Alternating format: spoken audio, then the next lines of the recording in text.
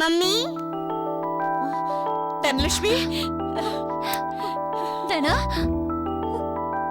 எங்கம்மா போயிருந்த? என்னம்மா எங்கம்மா போயிருந்த? யாரும்மா உன்னை கூட்டிட்டு போனாங்க? சொல்லுமா. அந்த அங்கிள் தான் என்ன காப்பாத்துனாங்க.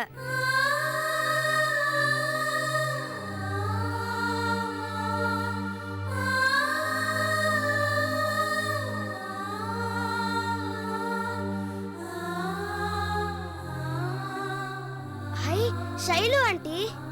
ஷைலு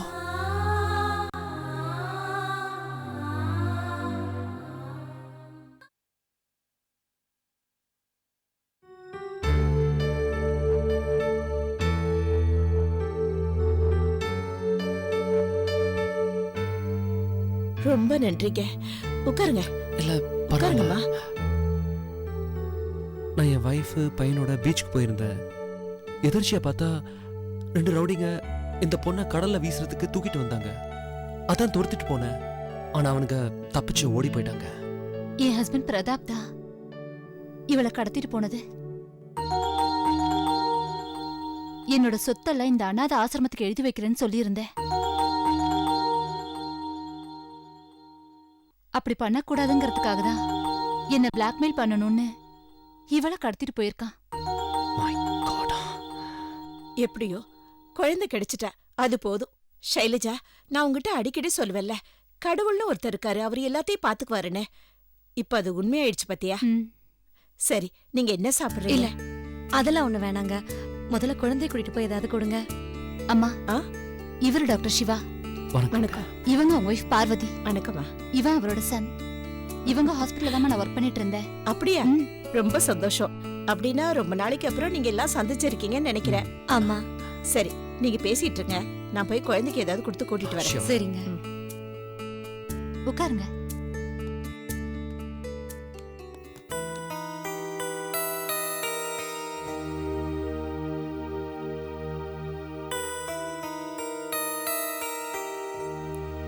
நீங்க எப்படி இங்க வந்தீங்க ஷைலு? பிரதாப் கொஞ்சம் கூட மாறவே இல்ல. இன்னும் கொடுமைக்காரனா மாற ஆரம்பிச்சிட்டான். அதுக்கு மேல அவன் கூட இருந்தா என் குழந்தைய நல்லபடியா வளர்க்க முடியாதுன்னு எனக்கு தோணுச்சு. அதனாலதான் நான் இங்க வந்துட்டேன். சாரி ஷைலஜா, உங்க பிரச்சனைக்கு நானும் ஒரு வகையில காரணம். இவர் மேல நான் வச்சிருந்த அளவுக்கு அதிகமான அன்புதான் இவ்ளோ பிரச்சனைக்கும் காரணமாயிடுச்சு. ஒரே தொழில இருக்க 2 பேர் நல்ல ஃப்ரெண்ட்ஸா இருக்க முடியுங்கிறத அப்ப என்னால ஏத்துக்க முடியல. தப்பு என் பேர்ல தான். ஏன் எல்லா தவறையும் நான் உணர்ந்துட்டேன். இப்ப மனசு ஒரு கிளீன் ஸ்லேட்டா இருக்கு. நீங்க ஏன் மறுபடியும் நம்ம ஹாஸ்பிட்டல்ல ஜாயின் பண்ணக்கூடாது?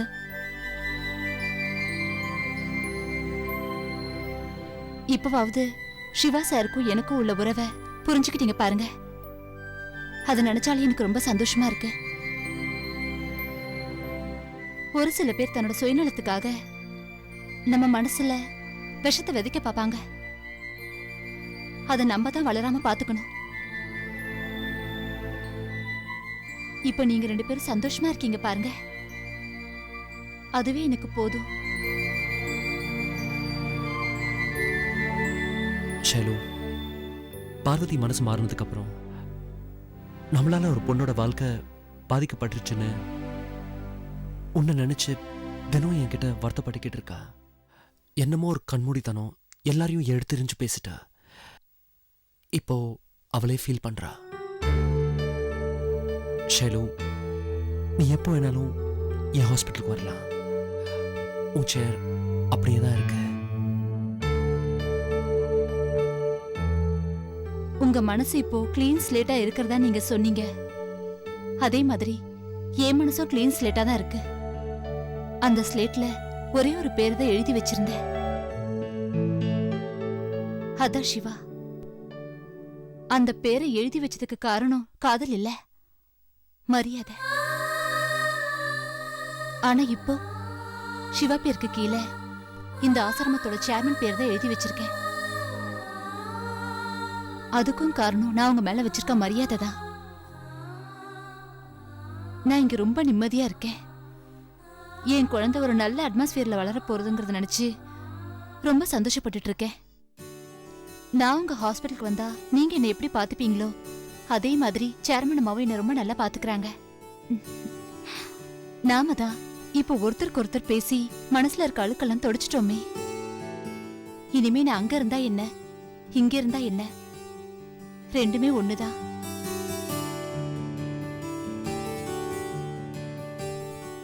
ஷைலஜா, உங்க முடிவுல நீங்க இவ்வளவு உறுதியா இருக்கும்போது என்ன சொல்றதுன்னு எனக்கு தெரியல. ஆனா ஒரு விஷயம் மட்டும் உண்மை, உங்களுக்காக நாங்க எப்பவும் இருக்கோம். அதை மட்டும் மறந்துடாதீங்க. நான் எப்பவும் மறக்க மாட்டேன் பாரு.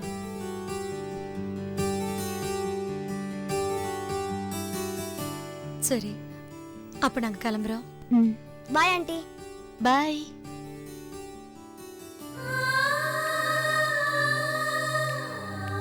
போயிட்டு வரேன் ஷைலு.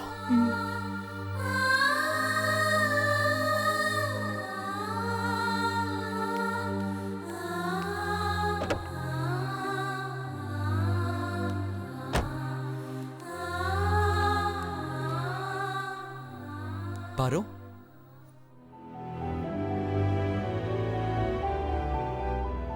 என்னாச்சு பாரு? உலகத்திலேயே நான் செய்யறதெல்லாம் தான் சரி நினைச்சு வாழ்ந்துட்டு இருந்தேன். ஷைலஜா எவ்வளவு நல்லவங்க, எவ்வளவு உன்னதமான வாழ்க்கை வாழ்ந்துட்டு இருக்காங்க. என் அவசர புத்தியாலையும் அலட்சியத்தாலையும் உங்க 2 பேரையும் நான் எப்படி எல்லாம் கேவலப்படுத்தியிருக்கேன். அதெல்லாம் நினைச்சு பார்த்தா எனக்கே ரொம்ப கஷ்டமா இருக்குங்க.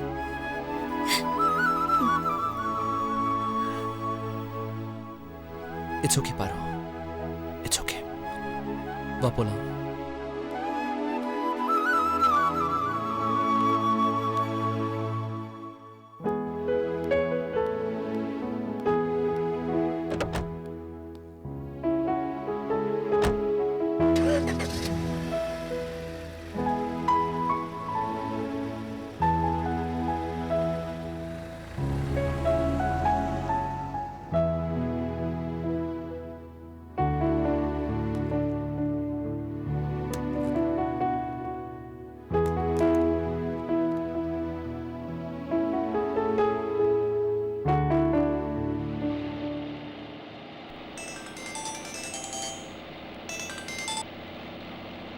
ஹலோ சார், நான் ஷைலஜா பேசுறேன்.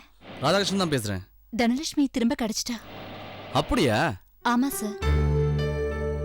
சிவாங்கிற ஒரு டாக்டர் தான் காப்பாத்தி கூட்டிட்டு வந்து விட்டுட்டு போனார். இப்போ பிரதாப் யாரோ 2 ரவுடிங்களை அனுப்பி குழந்தைய கடத்தி கடலை தூக்கி போட பார்த்தாங்க. நல்ல வேளை சிவா ஃபேமிலியோட பீச்சுக்கு போனதுனால குழந்தைய காப்பாத்தி கூட்டிட்டு வந்துட்டாரு. இப்ப பத்திரமா இருக்கா சார்?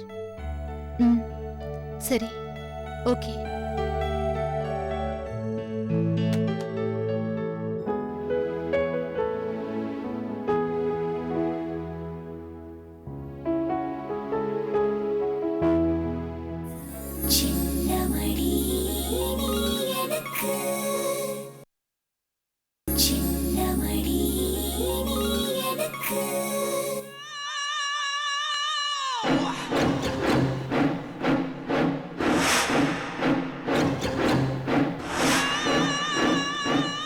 நீயாடா இது? நீ செய்யற காரியமாடா இது? தேவ கெட்டவன் தான்டா. ஆனா குழந்தைங்க விஷயத்துல என் புள்ள மேல நான் உயிரே வச்சிருக்கேன்னு உனக்கு தெரியாது? அப்படிப்பட்ட என் கூட இருந்துகிட்டு நீ போய் குழந்தைய கடத்த வெக்கமா இல்ல? காசு பண்ண என்னை கேட்டா நான் தரேன். காசுக்காக எதை செய்யறதுன்னு இல்ல. உனக்கெல்லாம் எங்கடா போச்சு அறிவு? அந்த சிவா உன்னை துரத்திட்டு வந்து அந்த குழந்தைகளை விட்டு அவனை போட்டு தள்ள வேண்டியது தானே? போட்டிருப்பேனே, பப்ளிக் பிளேஸ்ங்கனால என்னால ஒன்றும் பண்ண முடியல. என்ன மண்ணாங்கட்டி பப்ளிக் பிளேஸ்? அண்ணா, ஒரு வகையில் அவன் சொல்றதும் கரெக்ட் தான். அந்த சிவாவை சுத்தி போலீஸ் ஃபாலோ பண்ணிக்கிட்டே இருக்கு. இவனுங்க அவன் மேல கை வச்சு போலீஸ் இவனுங்களை பிடிச்சி இவனுங்க நம்ம அட்ரஸை கொடுத்து அப்புறம் நம்மளை தூக்கி போய் உள்ள வைப்பானுங்க. அது தேவையா நமக்கு?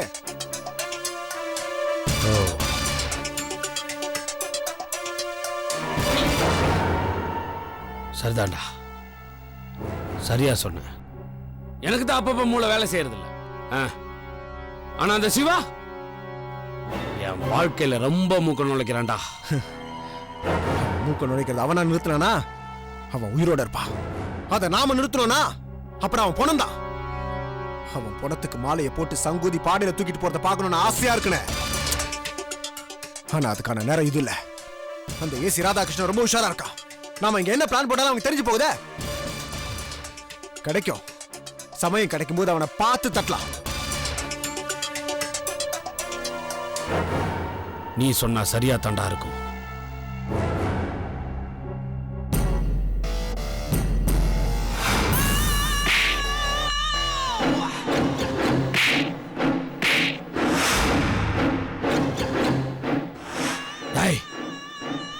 நீ என்ன பண்ணுவேன்னு எனக்கு தெரியாது. கூடிய சீக்கிரம் அந்த சிவாவை சாவடிக்கிற. சாவணும்டா அவன், சாவணும்.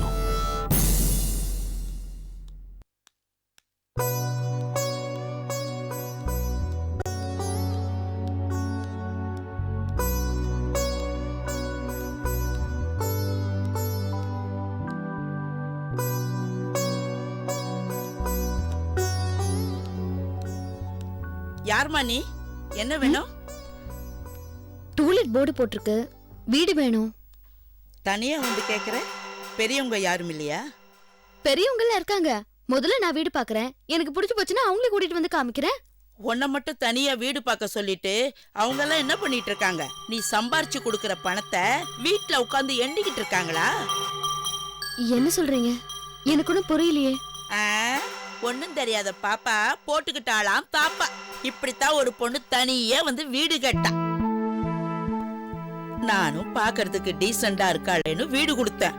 அப்புறம் என்னடான்னா ராத்திரில தினம் தினம் ஒரு புருஷனை கூட்டிக்கிட்டு வரா.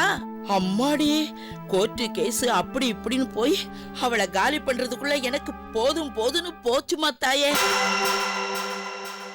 அம்மா தாயே, நான் இப்பத்தாமா நிம்மதியா இருக்கேன். நீங்க என்ன தப்பா புரிஞ்சிட்டு இருக்கீங்கம்மா. மொச பிடிக்கிற நாய்க்கு மூஞ்ச பார்த்தா தெரியாது? உன் மூஞ்ச பார்த்தாலே தெரியுதே நீ இந்த மாதிரி தொழில் செய்யற ஆளுதான்னு. நாங்க கௌரவமான குடும்பத்தை சேர்ந்தவங்கம்மா. நாங்க வீடு விடுறத குடும்பம் நடத்ததான். உன்ன மாதிரி தொழில் நடத்துறதுக்கு இல்ல.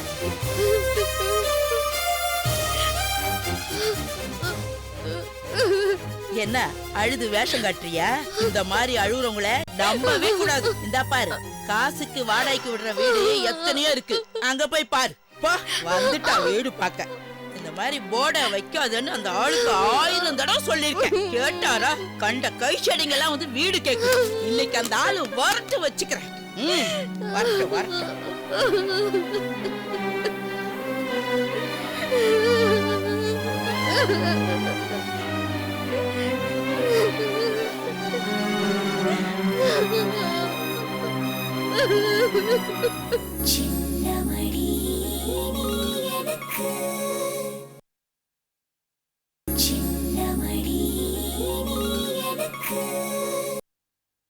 மீனா, மீனா. என்னங்க? மீனா மார்க்கெட் போயிருக்கா? தனியாவா? கூட நீயும் போயிருக்கலாம்ல? இல்லங்க, நம்ம காலத்துக்கு அப்புறம் அவ எப்பவுமே தனியாதானே வாழ்ந்தாகணும். அதான் போய் பழகிக்கிட்டுமேன்னு அனுப்பிச்சேன். என்னங்க, நான் ஏதாவது தப்பா சொல்லிட்டேனா? சரியாதான் யோசிச்சிருக்க. சரியாதான் யோசிச்சிருக்க. 10 வருஷத்துக்கு அப்புறம் யோசிக்க வேண்டியத இப்பவே யோசிச்சிருக்க. சிவா பக்கத்துல இல்லாம பாவம் அந்த பொண்ணு தவிக்கிற தவிப்பை பார்த்தா நாளைக்கு தனியா என்ன பண்ண போறான்னு நினைச்சாலே ரொம்ப கஷ்டமா இருக்கு தங்கம். நம்மளால ஒன்றும் பண்ணவும் முடியல. என்ன பண்றது? எத்தனையோ குடும்பங்கள்ல அந்த குடும்ப தலைவன் அந்த குடும்பத்தை அனாதையா தவிக்க விட்டுட்டு திடீர்னு ஏதோ ஒரு விபத்துல செத்து போறான். அதுக்கப்புறம் அந்த குடும்பம் கொஞ்சம் கொஞ்சமா தேறி வரது இல்லையா? அப்படியே மீனாவும் தேறிக்குவான்னு நம்புவோம். அப்படி நம்பலன்னா மிச்சம் இருக்கிற காலத்தை நம்மளால வாழவே முடியாது.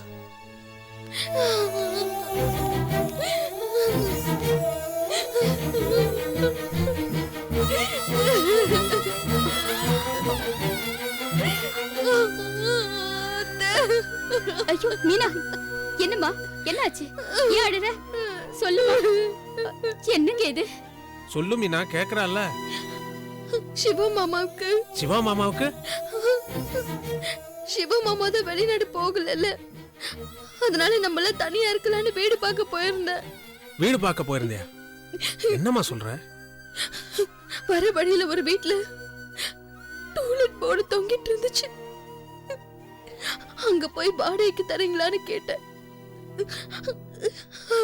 அந்த வீட்டு அம்மா என்ன தப்பான பொண்ணுன்னு நினைச்சுக்கிட்டு அசிங்கமா பேசிட்டாங்க. அத சொல்றதுக்கு நாக்கு கூசுது மாமா.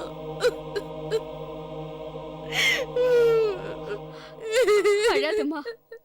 உனக்கு எதுக்குமா இந்த வேலை? வீடு பார்க்கறதா இருந்தா என்னையும் கூட்டிட்டு போயிருக்கலாம்ல. எதாச்சியா டூலெட் போர்டு தொங்கிட்டு இருந்தது, அதனால தான் கேட்டேன். நம்ம கிராமம் மாதிரி இருக்காதுமா இந்த பட்டணம். அங்க ஒருத்தருக்கு ஒருத்தர் யார் யாருன்னு அடையாளம் தெரியும். சட்டுன்னு வார்த்தையை கொட்டிட மாட்டானுங்க. ஆனா இங்க பக்கத்து வீட்டுக்காரன் யாருன்னு கேளு, தெரியாதுன்னு. தெருவில் போட்டு ஒருத்தன் அடிச்சா இந்த ஊரே வேடிக்கை பார்க்கும், அவ்வளவுதான். ஆனா நம்ம கிராமத்துல அப்படி இல்ல, உடனே 2 பேரும் விளக்கி விடுவோம். ஏன்னா யாருக்கும் வலிக்க கூடாதுங்கிற மனிதாபிமானம். இங்க மனிதாபிமானம்னா என்னன்னு கேளு, தெரியாதுன்னு. யாரை அடிச்சு பிடிங்க, யாரு வாழலான்னு ஓடுறவங்க தான் இங்க அதிகம். அடுத்தவங்களோட வலி எல்லாம் உங்களுக்கு தெரியாதுமா. வாய்க்கு வந்தது அப்படியே பேசிடுவானுங்க. பட்டணத்துல என்ன மாதிரி நல்லவங்களும் இருக்காங்க சார். நீங்க பேசுனதெல்லாம் நான் கேட்டுக்கிட்டு தான் இருந்தேன். நம்ம மேல குறைய வச்சுக்கிட்டு மத்தவங்க மேல பழிய போடக்கூடாது. மீனா அங்க தனியா போயிருக்கவே கூடாது.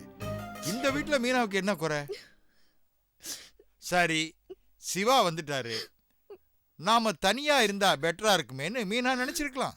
அத நமக்கிட்டையாவது சொல்லி இருக்கணும். இத பாருமா, நீ நினைக்கிற மாதிரி ஊர் இல்ல சென்னை. நல்லவங்களும் கெட்டவங்களும் கலந்த ஊர் தான் சென்னை. புதுசா வர்றவங்களுக்கு வீடு கொடுக்க மாட்டான், யாராவது தெரிஞ்சவங்க சொன்னதான் தருவான். நீங்க தனியா போனதே தப்பு. உங்களுக்கு ஒரு வீடு தானே வேணும், நான் பார்த்து தர்றேன், சரியா? நீங்க தப்பா எடுத்துக்க கூடாது. எனக்கு இங்க எந்த பிரச்சனையும் கிடையாது. என்னையும் என் அத்தை மாமாவையும் நீங்க நல்லபடியா பாத்துக்கிறீங்க. 1 வாரம் 10 நாள்னா பரவாயில்ல. ஆனா மாமாவோட வேலையெல்லாம் முடிஞ்சு எப்ப நாங்க சென்னையில இருந்து கிளம்ப போறோம்னு தெரியல. அதனாலதான் எனக்கு அப்படி ஒரு யோசனை தோணுச்சு. நான் ஒன்னும் வருத்தப்படலம்மா, வேற வீடு பார்த்துருவோம், சரியா? நீ எதுக்கும் கவலைப்படாதம்மா. மீனா உள்ள கூட்டிட்டு போமா. வாமா.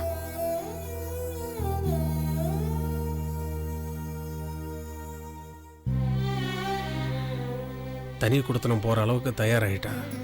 எப்படி சமாளிக்க போறோம்னு தெரியல சார். புலி வாழை பிடிச்சிட்டோம், வாழை விட்டா புலி நம்மளை கடிச்சிடும். அது போற போக்குல விட்டு சமாளிச்சாதான் மீனாவை நம்மளால குணப்படுத்த முடியும்.